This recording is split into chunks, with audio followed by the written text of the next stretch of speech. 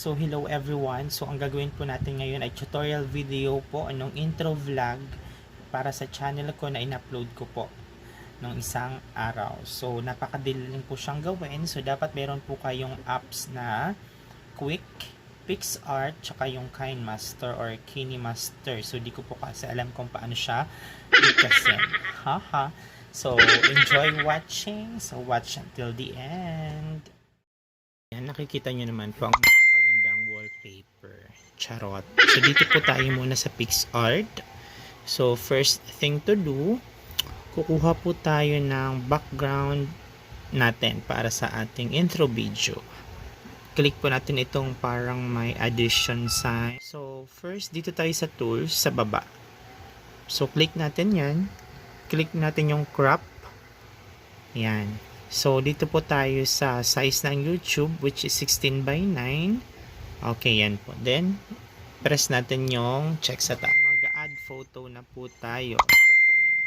Add photo. Yung gagamitin nating picture natin. So, ako kasi meron akong nakasave sa picsart. Picsart. Picsart. Okay, ito po yung gagamitin natin. Add. Okay, yan. Then, after that, sa taas, meron kayong makikitang parang eraser. Eraser siya. Yan. Then, so, i-click natin yung select. Select person. Medyo matagal lang po siya. Di ko alam kung bakit. Yan. Okay, medyo mabilis siya ngayon. Okay, so, dito din po tayo sa erase. Yan. Mag-i-erase po tayo sa babaang part. Yan. Yan. Punta lang po kayo dun sa picture. Erase lang po natin yung sa babang part. Yan. Natin yung check sa taas. Okay. Yan. So, next thing to do. So, kung okay na po kayo dyan. So, press check natin. So, okay na.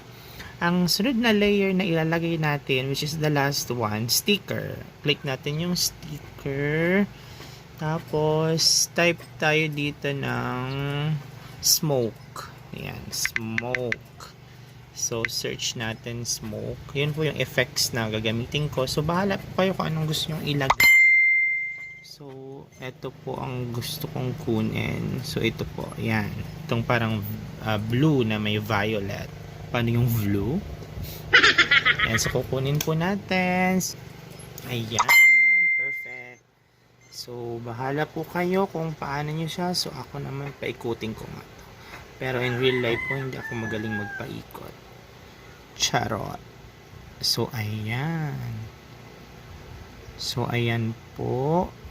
Ayan na yung ginagawa natin. So, i-resize lang natin siya. Pwede nyo siyang i-blend doon sa picture sa baba.